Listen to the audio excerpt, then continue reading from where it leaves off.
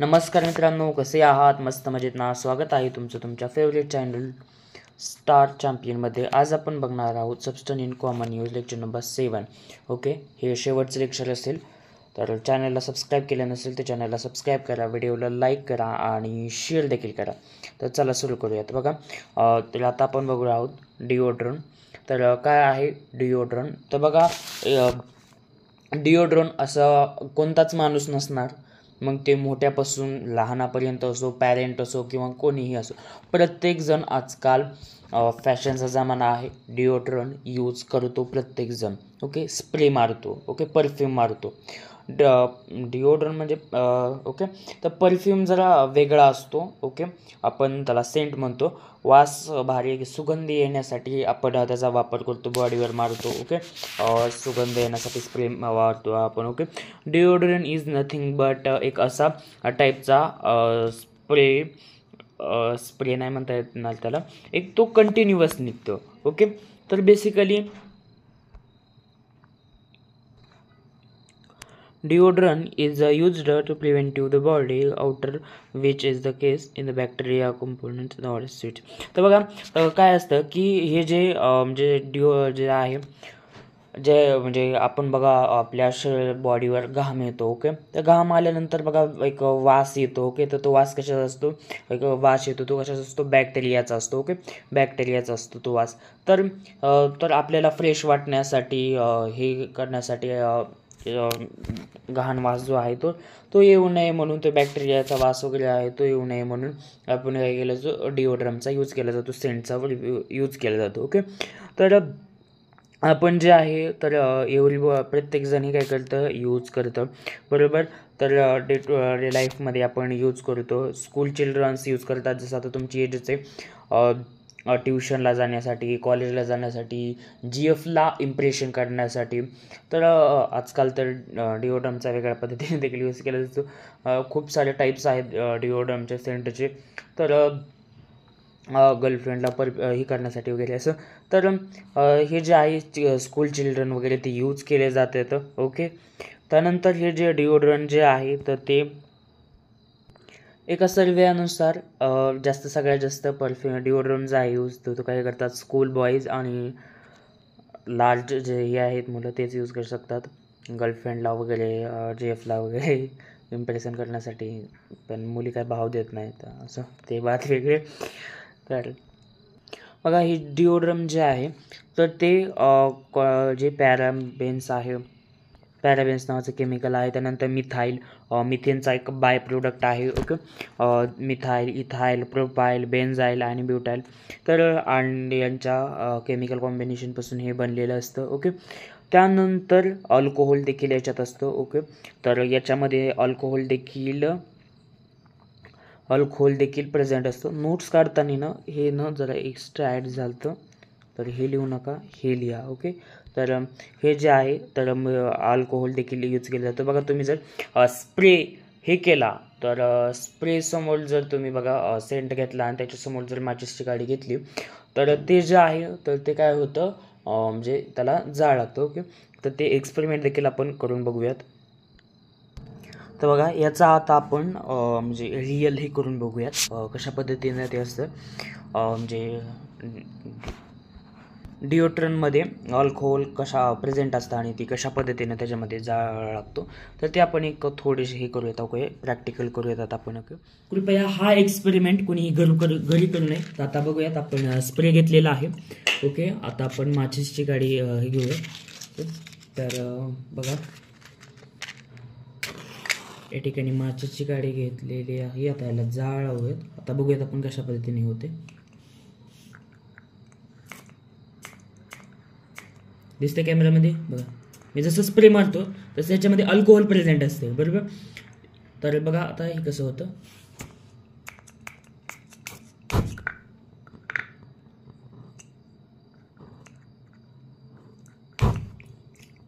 दिसलं? तर अशा पद्धतीनं काही प्रेझेंट असतं.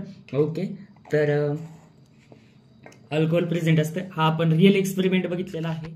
बघा मित्रांनो, आता आपण रिअल हे देखील बघितलेलं आहे. असं तुम्हाला कोणीही समजून सांगणार नाही. तुम्ही पेड क्लासेसमध्ये जावा, कुठेही जावा, तुम्हाला प्रॅक्टिकलसोबत कन्सेप्च्युअल नॉलेज असं कोणी देणार नाही, दोन्हीही. ओके, तर या ठिकाणी तुम्हाला तेही फ्री मिळते, तर फायदा करून घ्या. ओके, तर आता आपण हे जे आहे हे याच्यामध्ये रिअल आहे का नाही अल्कोहोल हे टेस्ट केलं, आता आपण बघितलं म्हणजे. ओके, तर प्रॅक्टिकली बघितलेले आहे आपण. ओके, आता यानंतर याच्यात अल्कोहोल वगैरे ते प्रेझेंट असतं. ओके, त्यानंतर याच्यामध्ये ॲल्युमिनियम कंपाऊंड आणि सिलिकॉन यांचा देखील यूज केला जातो.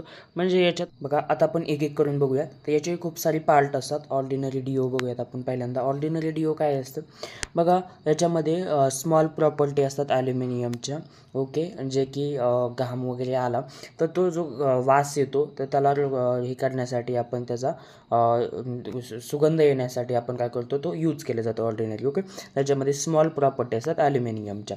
त्यानंतर आहे अँटीसेप्टिक लिओ. ओके, अँटीसेप्टिक लिओ. ओके, अँटीस्पिरिट डिओ. दिस हे जे आहे, दिस डिक्लेसेस इज द एक्स्ट्रा स्वीट. हे जे आहे तर ते एक्स्ट्रा म्हणजे याच्यामधून एक्स्ट्रा सुगंध येतो, एक वास भारी येतो, एक्स्ट्रा सुगंध येतो. आणि याच्यात 15% काय असतो, ॲल्युमिनियम क्लोराहायड्रेट असतो. ओके, आणि हे जे आहे जे कपडे आहेत तर त्यातून भारी वास येतो आणि स्किन. तर याच्यातून काय होतं ॲक्च्युली, जे ज्यांना घाम येतो ना, तर हे केल्यानंतर जे स्किनचे जे स्किनवर छोटे छोटे चित्र असतात तर ते ब्लॉक होतात आणि त्याच्यामुळे जे घाम आहे तर ते येणं बंद होतं. मी सजेस्ट करतो हे यूज करत जाऊ नका, कारण एखाद्या वेळेस ब्लॉक जे झालं तर म्हणजे याचे खूप दुष्परिणाम होऊ शकतात. ओके, तर याच्या म्हणजे कारण हे जे आहे घाम येणं ऑफकोर्सली चांगली गोष्ट आहे, पण जर जास्त येत असेल तर हे आता जे आहे क्लिनिकली तर ते यूज करू शकता. ओके, तर याच्यामध्ये अँटीसेप्टिक लिओमध्ये काय असतं की त्याच्यामध्ये एक्स्ट्रा स्वीटिंग येतं, तर त्याच्यामध्ये एक्स्ट्रा वास येतो आणि त्याच्यामध्ये जे आहे 15% ॲल्युमिनियम क्लोराहायड्रेट असतं. आणि हे जे आहे क्लॉथ आणि कपड्यातून म्हणजे भारी वास येतो.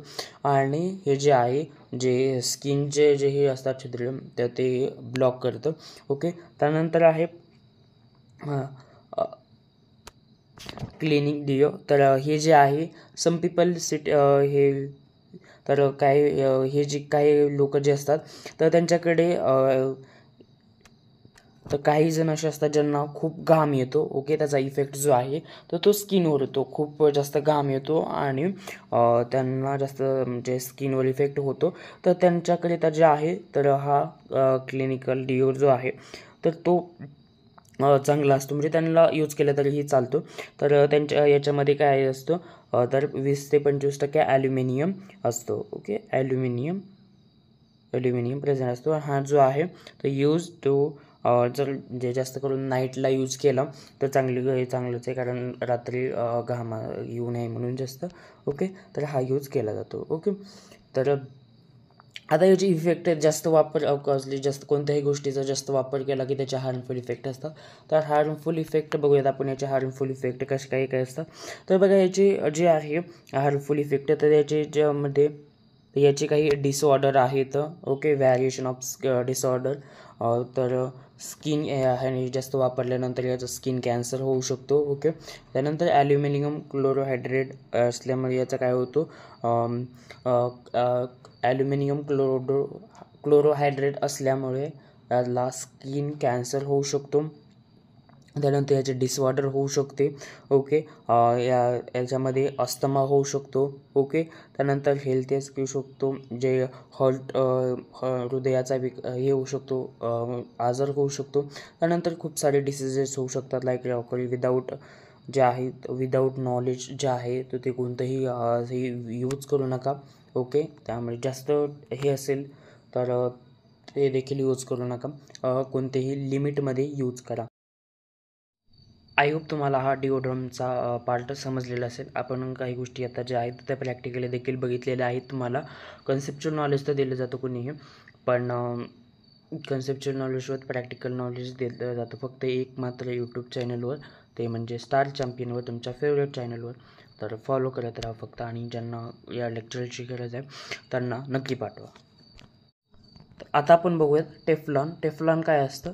टेफ्लॉन बघा, एक टेफ्लॉन एक नॉनस्टिक हे असतो कोटिंग कुकिंग. तर बघा म्हणजे टेफ्लॉन एक नॉनस्टिक एक तवा असतो नॉनस्टिक जे हे असतं USNS असतं त्याच्यावर एक लेयर असते.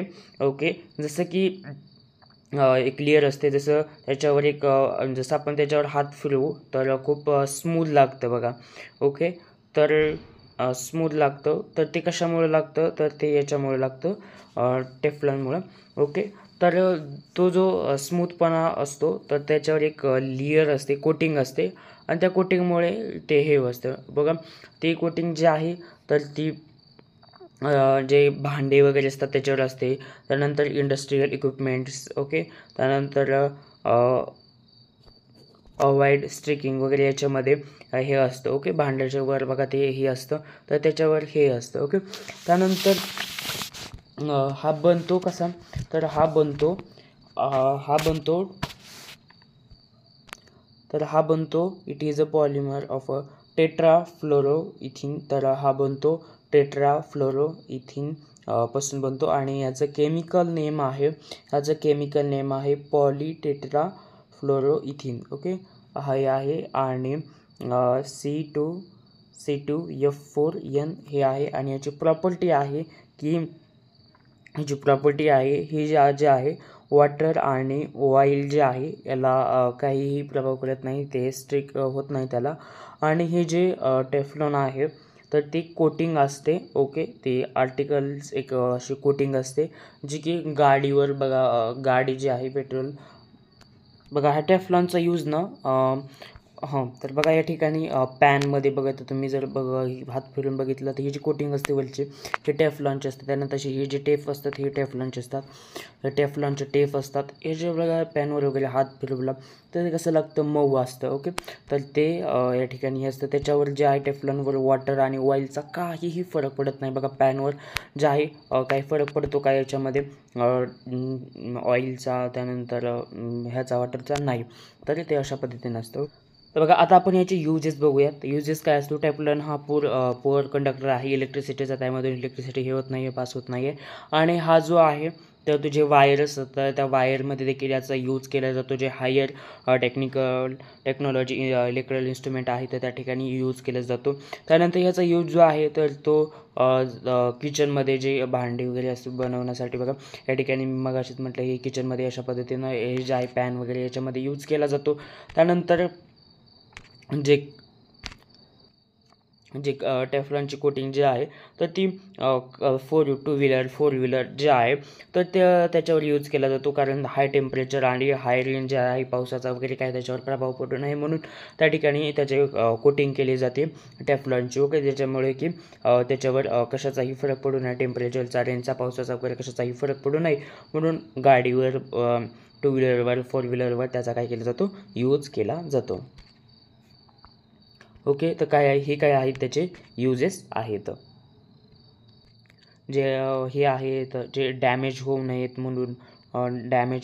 म्हणून हाय टेम्परेचर आणि हाय रेन वगैरे त्याच्यामुळे काय केलं जातं, ह्या टेफ्लॉनचा यूज केला जातो. आता पावडर कोटिंग, तर आता आपण बघूयात पावडर कोटिंग. तर पावडर कोटिंग काय आहे बघा. जी पावडर कोटिंग जे आहे बघा, जे आयरन आहे तर आयरनवर गंज चढतो. आपण हे बघितलं की ऑक्सिजनसोबत रिॲक्ट करतो फेरस ऑक्साईड बनणार आणि मग त्याच्यावर गंज चढणार आणि मग ते गंज चढल्यानंतर तो जो आयरन आहे तो कमजोर होतो, बरोबर. आणि आपण हेही बघितलं होतं की त्याला अवॉइड करण्यासाठी आपण त्याच्यावर पेंट हे करू शकतो, पण त्याच्यावर जर खूप काळ टिकण्यासाठी त्याच्यावर एक जाड लेअर लावली जाते. ओके, आणि ती काय असते, पावडर कोटिंग असते. ओके, त्या मेथडला काय म्हटलं जातं, पावडर कोटिंग केलं जातं. आता ती बनवली कशी जाते बघा. ते जे आहे हे जे मेथड आहे तर पॉलिमर रेन्स आणि काही पिगमेंट आहेत, इथे काही मेन्शन केलेलं नाही आहे, पिगमेंट असतात आणि काही इंजिबेलर जे काही इंडिजियंट्स हे आहेत त्यांना काय केलं जातं, मेल्ट केलं जातं आणि त्यांचं मिक्सचर बनवलं जातं. ओके, त्यांचं मिक्सचर केलं जातं आणि मग ते काय केलं असं ग्राउंडला म्हणजे ते घासलं जातं. ओके, असं घासलं जातं आणि हे काय म्हणलं जातं, एक युनिक पावडर बनवली जाते आणि ती जी पावडर आहे युनिक पावडर बनते आणि ती जी पावडर आहे तर ती स्प्रेच्या मदतीने आणि स्प्रे केली जाते आणि पॉलिश जे आहे तर ती सरफेसला पॉलिश केली जाते, पॉलिश मेटल सरफेस केले जातं, त्याला पॉलिश केलं जातं. आणि जे इलेक्ट्रो स्टॅटिक स्पेस डेव्हलपेशन म्हणजे त्याला ESD म्हटलं जातं, तर त्याने काय केलं जातं ते जे आहे तर ते लावलं जातं. आणि ती जे आहे ती कोटिंग जे आहे हायली ड्युरेबल म्हणजे खूप लाँग टाईमसाठी जाते ते, आणि खूप हार्ड आणि अट्रॅक्टिव्ह देखील वाटते. त्याच्यासाठी लोक जे आहे तर ते यूज करतात, कारण ती जे आहे ती कशी असते एकदम भारी असते आणि ती काय असते युनिक पावडर असते. ओके, युनिक पावडर असते. ओके, कळलं तुम्हाला हे की कशा पद्धतीनं असतं त्याचे हे आणि त्याचे युजेस वगैरे ते. ओके, त्यानंतर नेक्स्ट आहे ॲनोडिंग. तर बघा हे ॲनोडायझिंग काय आहे बघा, एक अशी प्रोटेक्टिव्ह लेयर आहे. ओके, अशी टेक्निक आहे जी एक अशी प्रोटेक्टिव्ह ही आहे लेयर आहे जी लेयर फॉर्म केली जाते, नॅचरली तयार केली जाते. ओके, सरफेसवर हे करण्यासाठी ती काय केली जाते, मेटल जे ॲल्युमिनियम मेटलचं आहे, कोणताही ॲल्युमिनियम मेटल घ्या आणि त्याला रिॲक्ट केलं जातं, ऑक्सिजनसोबत रिॲक्ट केलं जातं आणि एअरसोबत. तर ती जी आहे तर ती जी आहे तर ती ॲनोडायझिंग जी आहे तर ती इलेक्ट्रोलायसिसने केली जाते. इलेक्ट्रोलायसिस म्हणजे काय असतं ते आपण बघितलेलं आहे, कॅथोड आणि ॲनोड. तर ती इलेक्ट्रिसिटी पास करून ती लेयर चढवली जाते. ओके, ते जसे की कुकर जे आहे, त्यानंतर खूप सारे कुकर्स वगैरे त्याच्यामध्ये ते काय केलं जातं यूज केलं जातं टेक्निकने त्या. ओके, कुकिंगचे कुकर्स वगैरे त्यात. आता आपण बघूयात सिरामिक काय आहे. Ceramic is heat resistance substance form by kneading and inorganic substance in water. म्हणजे इनऑर्गॅनिक सबस्टन्सला पाण्यासोबत मीठ म्हणजे मिक्स करून म्हणजे पाण्यासोबत मिक्स करून त्याला शेप दिला जातो, सुकवलं जातं, हीट दिलं जातं. आणि खूप सारे टाईप्स आहेत सिरानिड्सचे जे आपल्याला पाहायला मिळतात. सिरानिड्स नथिंग बट इज जे स्टाईल्स असतात, तो स्टाईल्सचा ते एक स्टाईलचा टाईप आहे व ते एक सिरानिड्सचा टाईप आहे, तो एक त्याचा प्रोडक्ट आहे. ओके, तर त्यानंतर आपण हे बघूयात की म्हणजे तुम्हाला लक्षात येईल कशा पद्धतीने असते ते. पोरसिल. तर काय आहे पोरसिल, बघा पोरसिल हा एक हार्ड आणि तो पोरसिल मटेरियल कसा असतो तो माहिती आहे की आपल्याला की तो कसा असतो, तो जो आहे तर तो हार्ड असतो, त्यानंतर ट्रान्सलेट असतो. Okay, translate. त्यानंतर हा व्हाईट कलरचा असतो. ओके, तो हार्ड असतो, ट्रान्सलेट असतो आणि एक अट्रॅक्टिव्ह असतो, म्हणजे तो पांढऱ्या कलरचा असतो. तो पांढऱ्या कलरचा का असतो, बिकॉज तो जो आहे तो युजिंग बाय की त्याला तो म्हणजे एक त्याला चिनी माती असं काहीतरी चिनी माती म्हटलं जातं. ओके, ज्याच्यापासून डिनर सेट वगैरे काही बनवलं जातं. ओके, फॉर्म्ड बाय ओके, ते चिनी मातीपासून हे बनवलं जातं, चायना ते चिनी मातीपासून बनवलं जातं. ओके, आता ही काय आहे बोन चायना. बघा हे जे आता ही काय आहे बोन चायना. तर बघा ही बोन चायना जो आहे, बोन चायना इज मेड बघा जे हे असतात ॲनिमलचे जे बोन्स असतात त्यांची जे राख असते. ओके, इस म्हणजे काय राख, तर ती जी राख असते तर त्याच्यात ॲड केली जाते, बिकॉज ते जे आहे बोन्स तर ते मिक्सर हे केलं जातं ॲड, कारण की ते जे आहे एक त्याच्यामध्ये हार्डपणा येण्यासाठी ते यूज केलेला असतो. ओके, ते जे आहे ते सिलिकापेक्षाही ते जे आहे हार्ड या म्हणून. ओके, आणि ज्या वेळेस हार्डनेसची ही येते त्यावेळेस ह्याचा इथे त्या ठिकाणी यूज केला जातो. ओके, तर ते काय केलं जातं त्याचं मिक्सर केलं जातं आणि चायना हिरेचं आणि ते जे हे असतात ॲनिमलचे बोन्स जे आहे त्यांचे राख जे आहे तर ते ह्यात जे मिक्सर करून चायना हिल बनवले जातात. आणि जे फील्ड स्पर असतात आणि जे फिनर असतात सिलिका तर वेन्स त्यांच्या ह्याच्यापेक्षा ते कसे असतात हार्ड असतात. ओके, तर हा चॅप्टर आपला संपलेला आहे. Okay, thank you for watching this video guys. मिळूयात नेक्स्ट चॅप्टरमध्ये एकदम धमाकेदार पद्धतीनं आणि बेस्ट पद्धतीनं. ओके, तर स्टडी करत राहा. मिळूयात नेक्स्ट चॅप्टरमध्ये. धन्यवाद.